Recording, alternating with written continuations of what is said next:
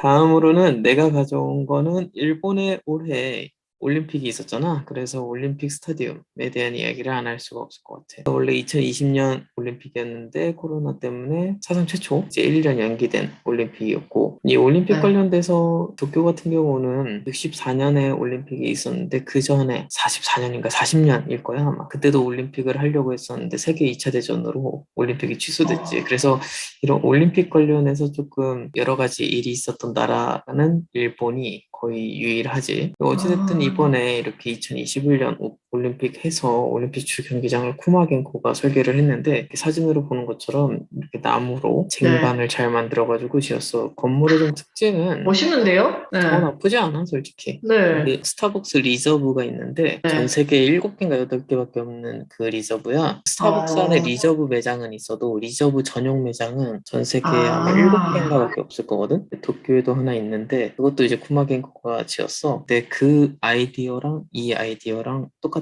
아, 디자인이 되게 비슷해. 근데 이 건물의 특징은 지금 이렇게 메이지 진구 근처에 있는 이렇게 테라스, 네. 나무 루버 같은 게 있고 여기에 테라스가 있어서 사람들의 이 위에 있는 사람들이 잘 보이지 않게 음. 프라이빗을 중시하는 건물로 지었고, 내부 같은 경우는 지금 이렇게 확 트인 구성인데, 약간 특징은 뭐였냐면, 그러니까 쿠마가 이 안을 제시를 했을 때 다른 것보다도 이 관중석 한 8만 석을 확보를 하겠다, 이게 되게 중요한 컨셉이었어. 다른 음, 컴피티션의 참가자들과는 약간 구별된.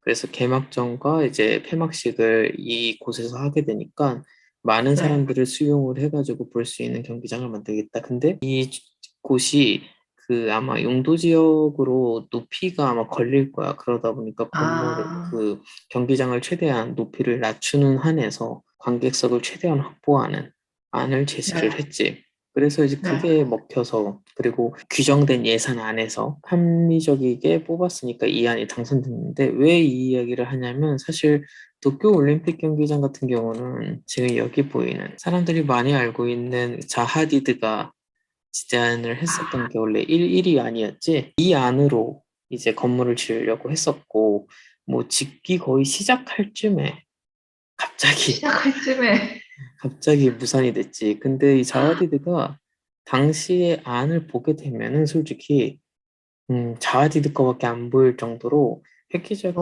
어, 다른 사람들은 진짜 경기장 같은 거 지어놨는데 자하디드 혼자 이 우주선 같은 거 만들어 놓으니까 네. 눈이 다 진짜, 이쪽으로밖에 가지 않았을 것 같아. 진짜 그 정도로 그 1차 도쿄 스타디움 디자인안을 보면 자하디드가 압도적이야. 아마 네. 그럴 것 영상도 있을 같아요. 거야. 아, 그랬는데 이제 이 건물을 지으려고 했는데 예산이 너무 오바가 돼가지고 자하디드가, 어떻게 보면 사람들이 되게 불평을 많이 하지. 이거 못 짓겠다. 이 안으로 아, 가면은 지을 수가 없다라고 이야기를 해서 자하디드가 두 번째 안을 제시를 해. 이제 두 다리를 번째 예산, 잘라버렸네. 그치. 예산을 줄이나니 지금 이거야. 아, 첫 번째 게 훨씬 낫네요. 첫 그치, 번째 게. 그치. 첫 번째 안이 요거였는데, 아, 이게 진짜 예산이 너무 비싸지니까, 이제 두 번째 안 요거를 들고 나와. 근데 이제 이거를 본 순간, 사람들이 첫 번째처럼 뭔가 우주선, 미래를 향한, 새로운 시대를 향한 스타디움이 아닌, 약간 거북이 같은 거, 거북이가 꼬부기 풍덩이 같은 그러니까, 풍당벌레인가? 꼬부기 하나 갖고 오니까 사람들이 이제 들고 일어나. 이 예, 예. 예산으로 이 올림픽 경기장을 지을 수 없다. 그리고 더군다나 일본에 이제 난다긴다 하는 건축가들 많잖아. 그래서 이 사람들이 아마 저, 성명서를 만들 거니까, 한국으로 따지면 가요페. 건축사협회라든지 뭐 예, 건축가협회가 예, 있잖아. 예. 그런 데서 이제 서명을 내가지고 이거 안 됩니다, 안 됩니다라고 해서 이걸 엎어.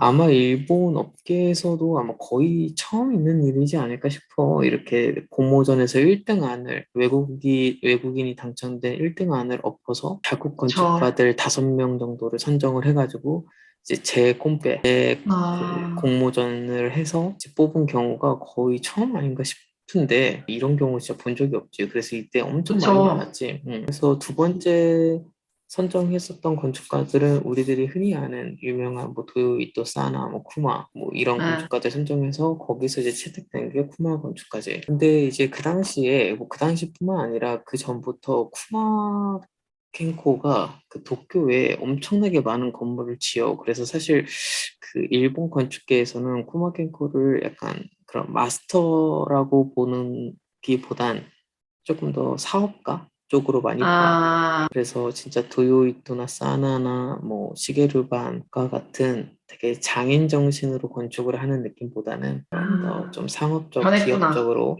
하는 사람, 물론 아이디어는 출중하고 물론 대단한 건축가지만 좀 더 그쪽으로 보긴 해. 그래서 도쿄 올림픽 경기장의 경우도 좀 이런 큰 프로젝트는 어떻게 보면 국가 다루는 일이다 보니까 그런 커넥션도 좀 중요한 거 아니었나라는 이야기도 좀 많이 하지. 조금 아쉽지. 솔직히 나 같은 경우는 시게루반 도쿄올림픽 안도 나쁘지 않았고 그건 땅속에서 그래요? 묻는 보여줄 수 있어요? 이게 시게루반. 어, 약간 이런 식으로 땅속에 괜찮은데? 묻어버리는 네. 거였고 사나는 하나? 사나틱 했는데 너무 날아가니까 솔직히 뭘 지을 수 있겠어라는. 근데 모델로 보면은 예뻐. 구름 네, 같은. 모습을 보면 예쁜데 이게 어떻게 구현이 되나. 그 네. 1차원 말고 2차원이 있거든? 이게 2차원이다. 이게 그나마 이번에 됐으면 좀 어, 나쁘지 않았을 것 같다는 생각은 해. 왜냐면 이 일본 티켓, 일본 그 네, 네, 국기도 진짜. 좀 보여주고, 지금 여기 기둥 같은 경우도 이게 소울이라고 일본 가게 되면 이렇게 문에 이렇게 걸리는 거 있잖아. 일본에 네, 잘 맞아요. 가면 요 기둥인데 요거에서 모티브를 갖고 와서 이렇게 기둥을 만들어서 어느 방향에서든 사람들이 잘 들어오게 아, 하겠다 우와, 하고 그건 안에는 조금, 이런 식으로 했는데 좀 일본틱 하면서 일본성을 알리는 경기장이 될 수 있지 않았나 싶은데 그러게요. 솔직히 뭔가 쿠마 안보다 나는 오히려 이 또한이 좀 더 일본틱하다라는 생각은 해. 만약에 이 그쵸. 안에서 뽑는다면. 왜냐면 쿠마는 너무 그냥 일반적인, 그냥 잘 현직때 지어진, 쿠마가 밀었던 아이디어는 좀 더 자연 친화적? 그래서 아까 아, 봤었던 이런 테라스에도 나무를 심고 맞아요. 좀 아까 이야기했었던 그런 관객 수라든지 그런 거를 좀 더 확보할 수 있었던 아니었긴 해. 이게 이제 도요이토가 그때 보여줬었던 다이어그램. 그렇게. 근데 도요이토가 엄청 아쉬웠나 봐. 그래서 이 프로젝트로 하라주쿠에 건물을 하나 해. 그래서 결국 아, 이 아이디어를 써. 그치. 왜냐면 기발한 것 같아요. 이, 음, 거기서부터 나온 아이디어는 확실히 그치. 좋은 것 같은데, 예. 이런 거 보다가 다시 이거 보면 자하디드가 압도적이잖아. 그러니까 다른 사람들이 이런 압도적이죠. 경기장 만들고 있는데 자하디드 혼자 우주선 만드니까 저. 눈이 이쪽으로 갈 수밖에 없어. 근데 사실 전 이걸 들으면서 우리나라의 동대문 디자인 플라자를 그치? 생각하지 않을 수가 없는데, 사실 그거는 이제 여기랑 완전 반대의 스토리잖아요. 그 문화 유적지를 가지고 자아리드는 그 문화 유적지가 있는 곳에 거의 뭐 우주선 하나 만들어 놓고 대기 중에 저 자아리드는 아니었거든요. 응. 근데 모두의 그때도 막 그때 우리나라도 막 서명하고 막 그때 났었는데 결국에는 다 무시하고 자아리드로 하면서 그리고 나서 들었던 게 조경하는 애들한테 들었는데 이게 조경을 관리하기 위해서 유지비가 어마어마하게 든대요. 조경이 있어? 그리고 동대문 디자인. 아, 저 위에 잔디? 위에 잔디도 아, 있고 이거? 주변에 예, 예, 예. 그리고 얘네가 돈이 없어가지고 중간에 조경 시설을 만들다 말았대요. 그래서 조경을 다 손으로 해야 되는 거예요. 원래는 이제 음, 시설이 있으면은 시설에서 어떻게 하는데 얘네가 조경 시설을 만들다 말아가지고 조경을 다 손으로 하게 되니까 인건비는 배로 들고 뭐 엄청난 그런 게 있다고 하더라고요. 그래서 비교가 좀 되는데 저는 우리나라도 좀 일본의 국수주의를 조금 따라가야 되지 않나. 이런 부분에서는 조금 필요하지 않나 싶네. 예.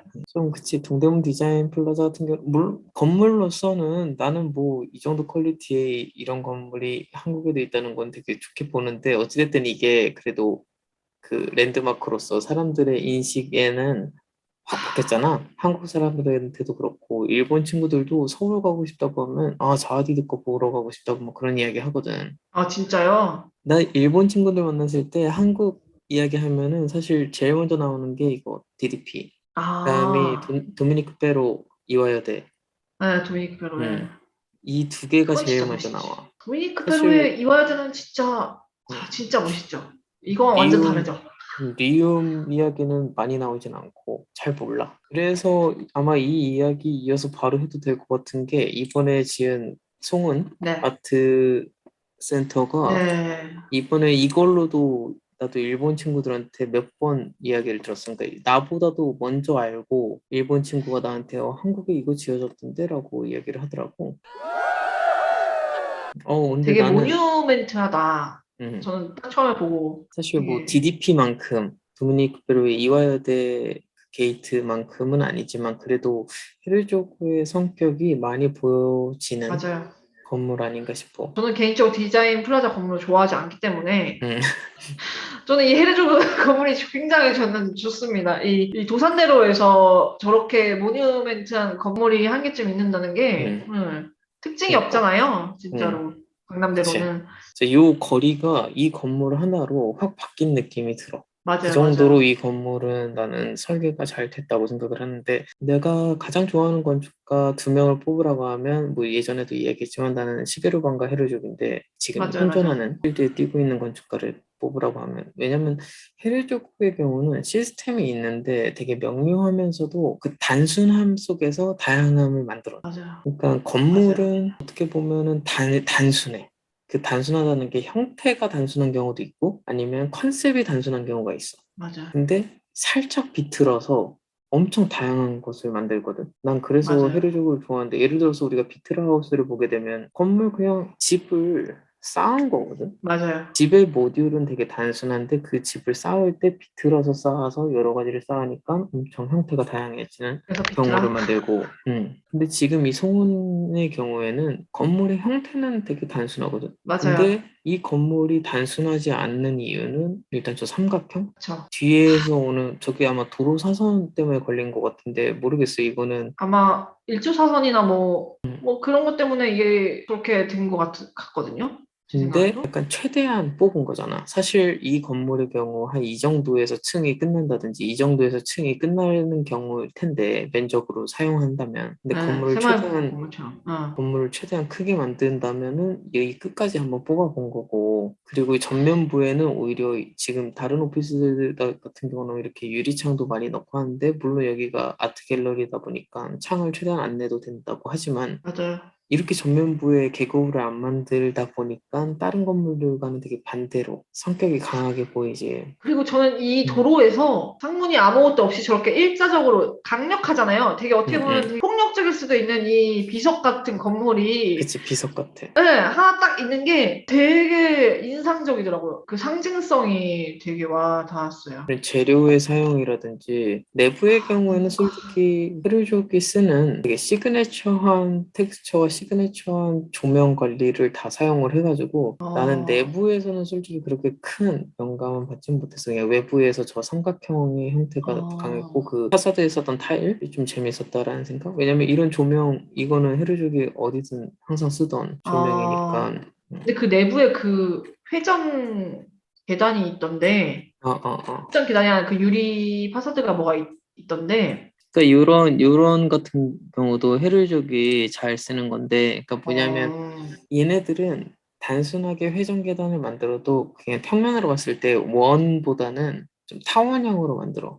그러니까 약간 이게 비정형식으로 타원형을 만드는데 그게 또 헤르족의 좀 주특기 그런 저는 것 같아. 헤르조그 건물은 딱 하나 그 함부르크에 있는 엘베 뭔지 알아? 시아머니를 갔었거든요. 거기서 딱 그것만 봐서 그런지 저한테는 아주 근데 이거는 되게 헤르족 그러니까 그 퀄리티가 나왔어. 그래서 나는 네, 되게 잘 되게 만들어진 건물이라고 생각해. 네, 물론 아직 안 가봐서 잘 모르지만. 그 소문이라는 뜻이 그 음, 그러니까 나무에서 왔기 때문에 이 사람들이 이렇게 즉 나무에다가 여러 가지 음, 그 풍판 노출 콘크리트를 쓴 건데 그것도 해외 건축가들이 한국을 바라보는 그 위상 자체가 옛날에 달라졌다고 생각한 게 솔직히 리움은 그냥 자기네들이 하던 거 갖고 온 거잖아요. 음. 장누벨도 장누벨이랑 마리오 부타랑 오에메였나? 걔네들이 음. 뭐 그냥 어디서 쓰던 언어 그냥 갖고 와서 똑같이 그냥 해주고 돈 받은 거라고 저는 생각하거든요. 음.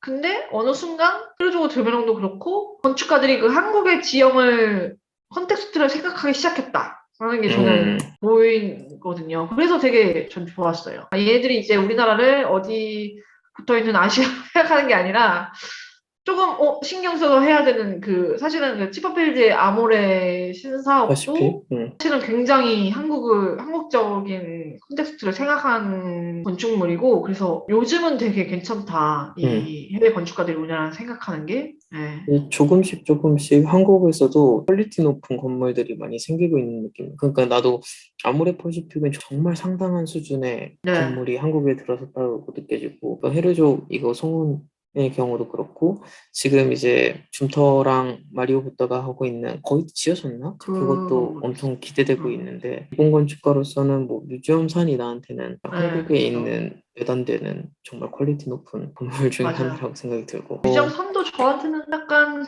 너무 획일적인, 아, 그래? 어디서 안도의 언어 그 자체잖아요. 그 섬 그냥 지츠 어디서나 볼 수 있는, 네. 나오시마. 네, 나오시마 같은, 음, 그냥 거기서 그냥 볼 수 있는 박물관 뜨다가 얹어놓은, 뭐 그건 물론 맞아. 미션 산이라는 게 뭐 컨텍스트가 아예 없긴 하지만 그래도 뭐 약간 고민한 흔적이 없는 하나의 아, 언어로 다 집어넣은. 근데 치퍼필드나 이 헤르조그 드메롱 보면은 고민한 흔적이 그래도 보이는. 네. 지금 그 외노자가 이야기한 고민한 흔적, 그러니까 한국을 되게 편하게, 그 전에 건축가들은 한국을 편하게 생각해서 갖다 놓은 것 같은 네. 건축을 한다. 그리고 그런데 이번에 헤르조의 경우에는 신경을 썼다라고 했을 때 처음에 받아들였던 그 의미는 헤르족은 항상 이렇게 설계를 하는 사람들인데? 라는 생각을 했었는데 아, 왜냐면 얘는 항상 이런 식으로 일본에 있었던 도쿄에 있었던 프라다의 경우도 그렇고 홍콩에 있었던 폴리스 스테이션도 그렇고 뭐 런던에 했었던 테이트 모던도 그렇고 여기도 이런 식으로 한 건데 지금 뮤지엄선이랑 이거를 이야기하니까 확 이해가 왔어. 네. 정말 네. 그렇네. 디자인적으로 계획을 그렇게까지 시간을 소모하지 않고 만들어내는 방식. 그게 네. 이전에 뭐 리움을 만들 때라든지 램코라스라든지 뭐 마리오타라든지 장르벨 뭐 안도가 그렇게 했다면 데이비드 치퍼필드라든지 이번에 헤르족의 경우에는 조금 달라졌다. 그 위상이 맞아요. 그렇게 볼 수 제가 있겠다. 동대문 디자인 플라자도 저 기준에는 생각을 음, 안 했어요. 왜 동대문 디자인 플라자에 있는 옛날 경기장, 동대문 동대문 경기장의 그 운동장. 유적들. 가보면 알겠지만 구석진 곳에 그 경기장, 그냥 그 유적들이 음, 이렇게 놓아져 있거든요. 음, 음. 덩그러니? 그냥 짓다 말한 것처럼. 그래서 그걸 볼 때마다 되게 전 씁쓸했단 말이에요. 약간, 뭐 상징성은 가지게 됐지만, 우리가 다 건축을 배웠지만, 가장 중요한 콘텍스트가 다지드 건물에서 빠져 있는데 그게 어느 순간부터인가 뭐 데이비드 치퍼필드를 시작으로 했는지 모르겠지만 어쨌든 우리나라의 위상이 높아지면서 허투루 짓지 않게 됐다? 어쨌든 뭐 음. 건축가들이 우리나라에 대해서 흥미를 가지게 됐다? 약간 이런 식의 느낌을 받게 됐어요. 저는. 재밌네. 그렇게 볼 수 있었다는 게. 이제 일본에서 건축 공부를 하게 되면서 좀 느낀 거는 컨셉에 대해서 그렇게까지 중요시 여기질 않더라고. 아, 뭔가 설계를 할 때 좋은 공간을 만드는 것은 되게 중요시 여기지만 좋은 컨셉을 갖고 설계를 하는 것을 별로 그렇게 중요시 여기질 않아. 근데 아, 우리들이 흔히 알고 있는 정말 거장급들은 그런 컨셉을 잡고 하지. 그랬을 때 사실 이런 해류저구라든지 데이비드 치퍼필드가 아모레 했었던 방식이 일본에서는 별로 사용하지 않는 방식이거든.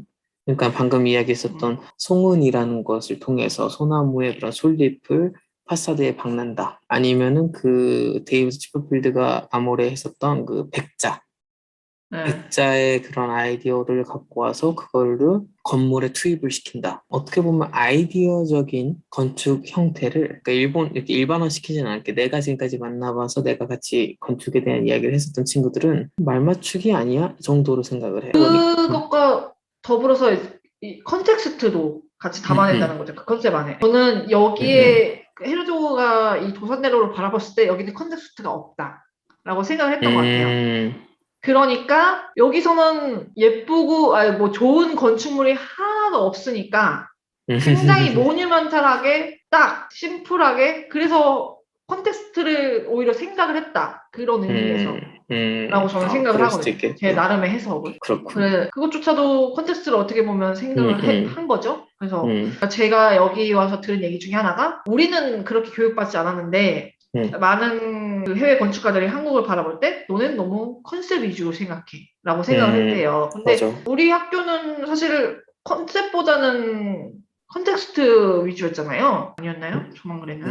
난 둘 다라고 봐. 컨셉도 그러니까 되게 컨셉도 있어야 중요시하겠어. 되지만 원 교수님한테 제가 수업을 받았을 때는 컨텍스트도 굉장히 고려를 많이 그치. 했고 그래서 그런 면으로 볼 때는 이 헤르조그 드메론이 정말 저는 잘했다. 난 솔직히 이 도산도로라든지 우리나라의 콘텍스트가 잘 묻어 있는지는 솔직히 잘 모르겠는데, 아직 안 가봤고, 이 동네를 잘 몰라서. 하지만 이 건물에 헤르조그의 성격이 되게 잘 묻어 있다고 생각을 해. 음, 그 음, 부분에서는 되게 잘 된 케이스? 아까 이야기했었던 것처럼 동대문과 비교할 수 없는 부분은 동대문 운동장의 경우에는 워낙 갖고 있었던 가치들이 크다 보니까 네.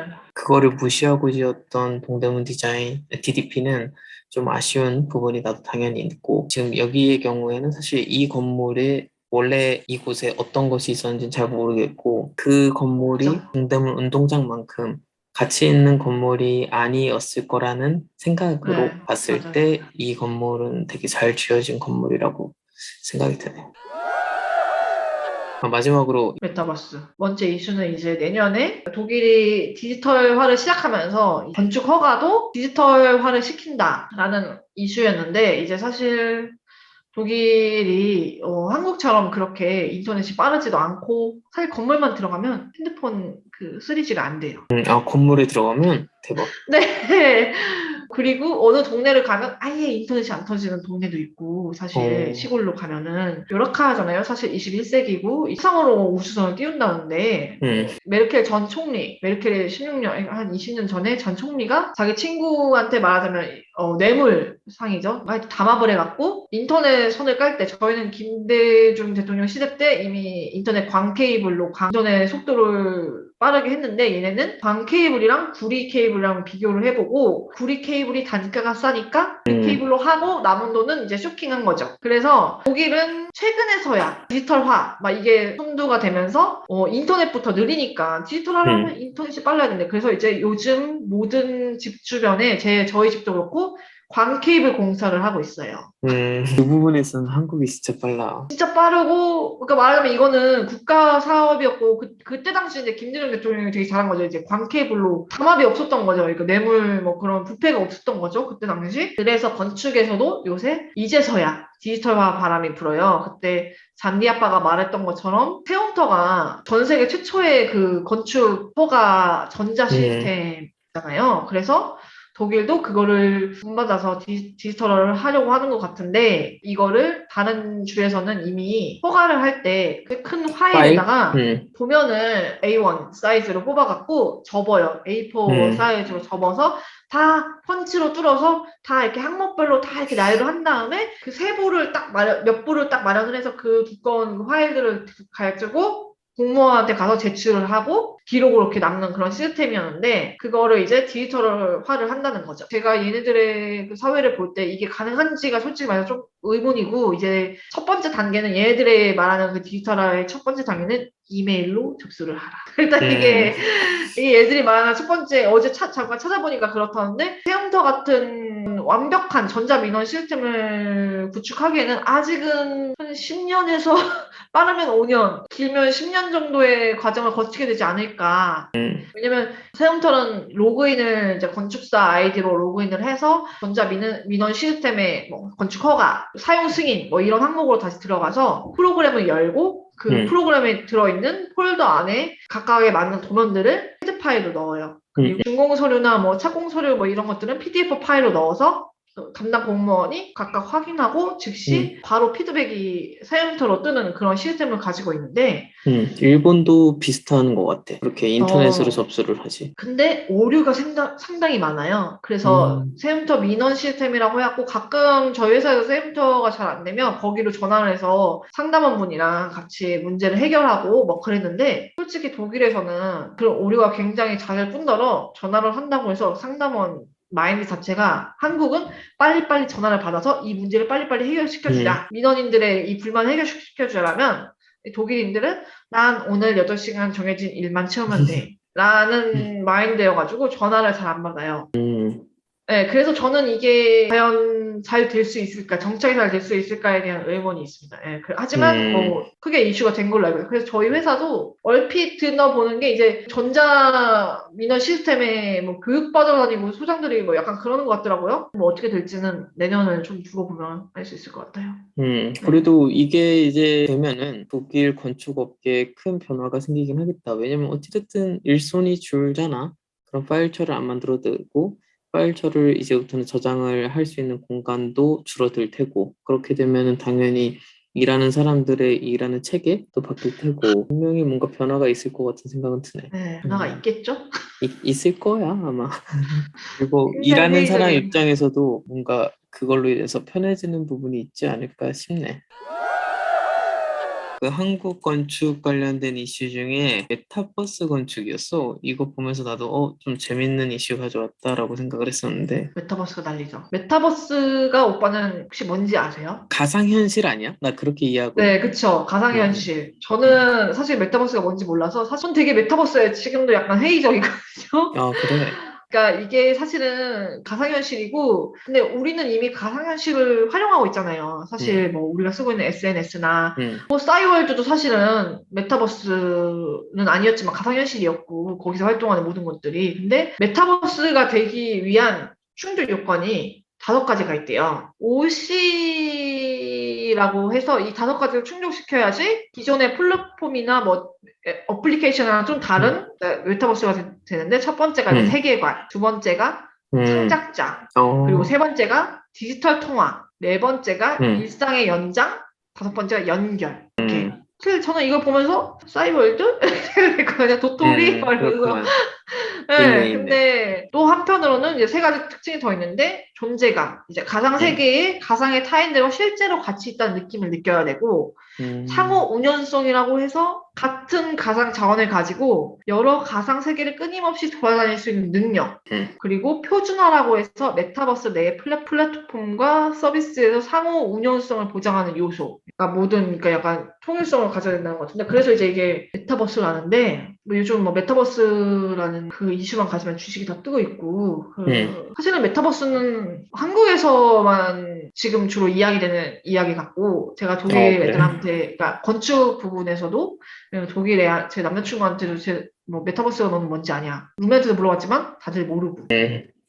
왠지 일본 사람들한테도 모르더라고요. 물어봐도 잘 모를 것 같아. 네, 제가 얼마 전에 들은 거는 이제 사무 건축이라든지 그런 데서 이제 이 메타버스를 활용을 해서 시공을 한번 여기가 시험 삼아 해본다든지, 뭐 아니면은 음, 모델하우스를 메타버스를 제공을 해서 이제 뭐 돌아다닌다든지, 뭐 이런 식의 플랫폼을 이제 건축업계에서 제공을 하고 있대요. 음, 제가 독일 오기 전에 제 예전 룸메가 일하던 회사에서 VR로 사람들을 돌아다닐 수 있게, 실제로 그때서부터 거기서는 VR이 유행을 하니까 가상 공간으로 이제 건축 뭐를 만들자라고 해서 그 사무실은 그렇게 하고 있었다고 했거든요. 음, 그게 음, 사실은 지금에 말하는 메타버스였던 거죠. 그때 당시. 한 음. 3년 전에. 사실 건축업계에서 활용을 할 수 있는데, 이렇게 메타버스에서의 건축이 뭐 되면은 사실 건축가가 각광받기보다는 프로그래머들이 프로그래머. 더 각광을 받지 않겠나. 음, 실생활에서 이 현실 세계에서는 그 시공자와 건축가들이 협업을 해서 구조를 풀어나간다든지, 건축물을 새로운 기법을 도입한다든지, 새로운 디자인의 건축물을 새로운 구축하는 방법으로 시공을 한다든지가 이루어지고 있는데, 그 역할을 이제 메타버스에서는 프로그래머들이 하고, 버그도 프로그래머들이 잡아내고, 그게 현실 생활에서는 이제 하자인 건데, 그런 하자들도 프로그래머들이 담당을 하겠죠. 그럼 이렇게 되면 결국 건축가는 그냥 뭐 빚 좋은 개설부고, 저의 그 순진한 단순한 생각으로는 음, 결국에는 프로그래머들만 좋은 일 시키는 게 아닌가 하는 생각이 들어요. 근데 이 이야기가 아닐 줄 알았는데 꽤 이야기가 될 것 같네. 메타버스. 메타버스, 예. 에 대해 이야기를 하면 방금 이야기했었던 VR 관련된 거는 일본에서도 꽤 진행이 됐고 아마 지금도 하고 있을 거야. 뭐냐면 음, 도쿄의 다이카야마 T사이트라는 곳이 있는데 여기에서 한 코너에 벤츠 그 광고를 하는 거야. 영업을 하고 있는 예. 거야. 우리들이 흔히 알고 있는 벤츠라고 하면 자동차 회사니까 자동차 갖다 놓고 뭐 사람들을 시승하게 하거나 그 주변에 뭐 자동차 카탈로그 갖다 놓고 전시를 하겠지. 근데 네. 이제는 망원경 3개 그냥 갖다 놓거든. VR 네. 그 안경 3개. 아, 그래서 그 안에서 차를 타는 거야, 실제로. 네. 그럼 그 VR을 쓰게 되면은 자동차 내부에 있는 그 인테리어라든지 확인할 수 있고, 이제 계기판이라든지 탔을 때 그 의자에 앉았을 때 창문의 높이라든지 그런 거를 확인할 수 있는 거거든. 그런 거를 봤을 때, 이거 건축 모델 하우스에 적용되면 진짜 좋겠다라는 생각을 했는데, 그걸 본 게 2년 전인가 그럴 거야. 그러다 보니까 아마 지금 현실에서도 방금 이야기했었던 것처럼 이런 곳에 돈을 투자할 수 있는 건축 그쵸. 업계는 아마 하고 있을 것 같은데 맞아요. 난 요즘에 이 메타버스 보면서 그런 생각 진짜 많이 해. 예전에 중고등학교 다닐 때 항상 이런 거 설문조사 했었어. 그때 이제 그래요? 한창 롤플레잉 게임 이제 아, 리니지라든지 아, 디아블로라는 게임이 있었는데 그 게임을 하는 친구들이 너무 중독이 많으니까 현실 세계의 본인과 그런 게임 세계의 유저와의 그 착각하고 아바타. 있는 거 아니냐, 현실이 누군지 알고 있냐, 막 이런 식의 설문지가 있었는데 난 그 설문지를 할 때 항상 그 생각했어. 이걸 헷갈리는 애가 있어? 현실은 나고 게임에 있는 저 캐릭터는 캐릭터지 캐릭터에 자기를 이입해서 하는 애가 있어? 라는 생각을 난 했거든, 솔직히. 근데 그쵸. 요즘에 이 메타버스를 보면서 할 수 있겠다라는 생각이 들었어. 정말 우리가 VR을 착용한 상태에서 게임 안에서 내가 현실 세계보다 훨씬 좋은 환경에서 생활하고 있다면 나는 이게 주객전도가 될 수 있다고 생각을 하거든. 왜냐면 그 리니지라는 게임을 했을 때 되게 재밌었던 게 뭐냐면 현실에서는 그냥 PC방에 앉아서 뭐 라면 먹고 맨날 그런 사람이야. 하지만 게임 안에만 들어가면 남들이 나한테 왕이라고 하고 같이 뭐 사냥할 수 있습니까? 이렇게 꿈뻑꿈뻑하고 막 그런 게 되는 거지. 그쵸. 그러면 게임 안에 들어갔을 때부터 나의 지위가 달라지는 거잖아. 그럼 그 사람은 그쵸. 아마 현실에 돌아오고 싶지 않을 것 같아. 그런 걸 그쵸. 봤을 때 이제 여기서 생각나는 게 이제 매트릭스잖아. 매트릭스가 아, 딱 그쵸. 그런 거잖아. 근데 맞아요, 맞아요. 매트릭스에서 그 매트릭스 공간을 구축한 사람을 아키텍이라고 이야기하잖아. 맞아요. 그러니까 방금 이제 외노자가 이야기했었던 건축가가 이런 가상현실 메타버스가 현상화됐을 때 건축가가 무슨 일을 할 수 있을까? 우리의 직업이 어떻게 보면 없어질 수 있는 거 아닌가? 프로그래머가 하는 거 아닌가라고 얘기를 했는데 나는 약간 그런 식으로 바라본다면 건축가의 역할이 변화된다고 생각이 들어. 그러니까 건축가는 음, 어찌됐든 벽돌 쌓고 나무로 집 짓고 콘크리트 붓고 그거에 대한 디자인을 하는 사람이라고도 볼 수 있지만 그냥 개념적으로 봤을 때 건축가는 공간을 디자인하는 사람이기 때문에 우리가 사람이 생활할 수 있는 어떤 영역이 있다면 그 영역 안에서 공간을 디자인하는 사람을 건축가라고 바라봐야 된다고 생각을 하고 그랬을 때 우리가 프로그램 안에서 생활을 한다고 한다면 그 프로그램 안에서 운영되는 공간을 우리는 디자인을 해야 되니까 그 디자인을 하기 위한 프로그램 언어는 우리가 배워야 된다고 나는 생각을 해. 그쵸. 그러니까 옛날에는 못질하고 톱질해서 집을 지었다면 지금은 사실 도면 그리고 뭐 3D 렌더링하고 맞아요. 이렇게 집을 짓잖아. 그럼 나중에는 그런 프로그램 써서 뭐 공간을 만들어야지. 그렇겠네요. 음, 그러니까 음, 우리 역할이 결국 축소되지 않으려면 우리가 그거를 음, 배워서 그러니까 여기서도 한국에서는 IT 업종을 뽑을 때 그냥 IT 개발자라고 불리는데 독일에서는 IT 아키텍트라고 불러요. 음. 그래서 이제 잡 사이트에 제가 키워드 등록할 때 아키텍트가 오피스를 찾는다고 공고를 냈는데 IT까지 같이 날라오더라고요. 그래서 그런 걸 보면은 그렇구나. 오빠 말이 맞는 것 같아요. 저는 정말 역시 회의적인 게 사실 이게 건축물이 시각적인 효과만 들어오는 게 아니잖아요. 우리가 그치, 가지고 있는 그 감각들. 예를 들어 그치, 우리가 벤츠를 탔어도 이 벤츠의 가죽, 그리고 그치. 그 가죽에서 나는 냄새, 그리고 그 뭐 귀로 들리는 거는 뭐 어떻게 VR이 해주겠지만 감각은 이게 정말 중요하거든요. 그래서 내가 생각한 거는 나는 이 VR이 나타나고 가상현실 나타났고 그다음 매트릭스가 이 영화를 봤을 때 생각이 들었던 게 앞으로 이 현실 세계에서 몰라 어떻게 될지 현실 세계에서 어떤 큐브 같은 게 만들어지지 않을까라는 생각을 되게 많이 했어. 큐브. 어, 약간 전화 박스 같은. 그래서 그 어, 안에서 우리가 들어가서 접속을 해. 아바타처럼 아니면 매트릭스처럼. 매트릭스처럼, 그러면은 그 큐브 안에서 감각까지 건드릴 수 있는 뭔가가 나오지 않을까. 예를 들어서 내가 그 가상 공간에서 피자를 먹어. 그러면은 그 큐브 안에서는 피자 향이 나는 거야. 그쵸. 아니면은 뭔가 먹을 때 그 아, 먹은 게 뱃속 안에서 감각, 내 뇌를 자극해서 내가 포만감이 들 수 있는 그 거기까지 만들어져야 진짜 가상 공간이 되는 거 아닌가. 그 사실 감각까지 건드릴 수 있는. 그럼 철학적인 질문까지 이제 음. 할 것 같은데, 그러면은, 그건 진짜 난가? 그건 진짜 아, 그치, 나인가? 그치, 그치. 이렇게 느끼고 있는 거는 진짜 나이면 나의 영혼인가? 뭐 약간 이런 쪽까지 넘어갈 것 같아요. 나는 그렇게 됐을 때 그때부터는 타임머신도 존재할 수 있다고 생각해. 타임머신이라는 거는 타임을 이제 왔다 갔다 하는 건데 우리가 가상 공간 그 메타버스를 예를 들어서 내가 이제부터 과거로. 접속 들어가는 그 시점을 2000년 전 네. 방으로 들어가는 거야. 그러면은 나는 2000년 전의 환경 속에서 그러면 그거는 건축가가 만들어 놨겠지 그 환경을. 아, 그럼 거기서 이제 생활을 하는 거지. 그런 현상 세계가 오지 않을까라는 상상을 좀 했어. 그러면 이제 현실의 충분히. 나는 전화기를 붙들고 늙어가고 있고, 가상의 나는 거기서 그치, 그치. 애기 낳고 잘 살고 그치, 그치. 있고.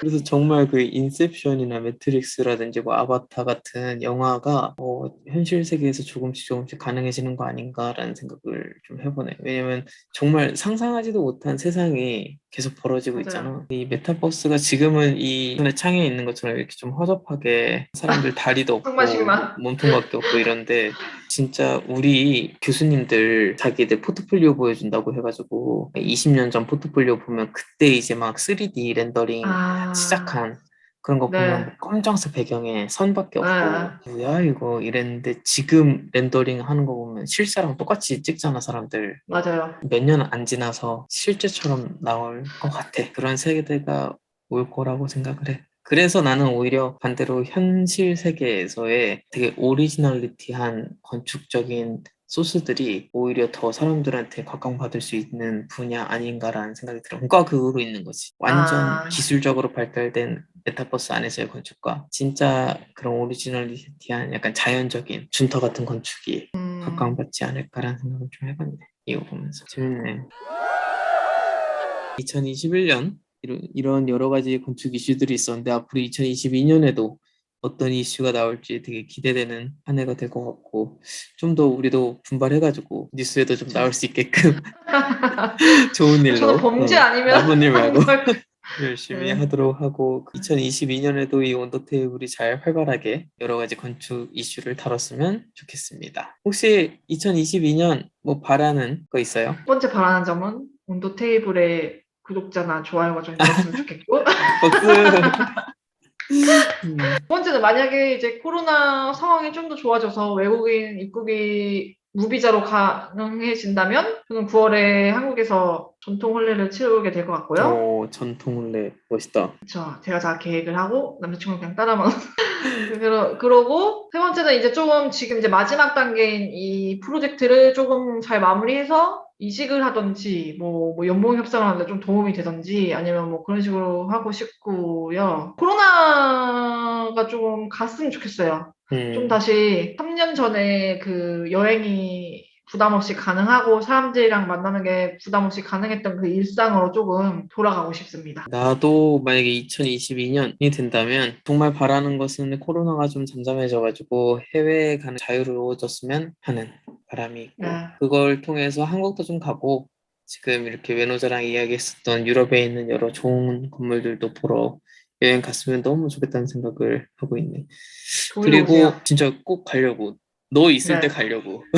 아마 나 같은 경우에도 아직 확정적인 건 아니지만 내년쯤에는 잘하면 한국으로 돌아가지 않을까라는 생각이 있어서 돌아가서 뭔가 한국에서 건축적인 활동을 하고 있지 않을까라는 생각을 해봤고 그렇게 된다면 잔디 아빠도 만나서 같이 옆에서 이 온도 테이블을 하지 않을까라는 생각도 들었고 그랬을 때 한국에 들어가서 좀 더 많은 한국 건축가들 아니면 다른 디자인 업계에 있는 사람들이랑 이 온도 테이블을 더 이어나가지 않을까라는 생각을 지금 좀 많이 해보고 있는 상황이네. 그래서 네. 되게 기대가 되는 2022년이어서 네, 저도요. 혹시 이걸 듣고 계시는 청취자분들도 뭔가 2021년은 어떻게 생활을 했고 좀 돌아보는 시간이 되었으면 좋겠고 앞으로 2022년에는 어떤 또 새로운 일들로 재밌게 생활을 할지 왜냐면 코로나 시대라서 그런지 사람들이 더 다운되고 있는 느낌인데 이럴 때일수록 음, 뭔가 좀 더 새로운 일 재밌거리들을 찾아 나서는 게 도움이 되지 않을까라는 생각을 해보네. 그러면 이것으로 2021년 마지막 온더 테이블을 마무리하겠습니다.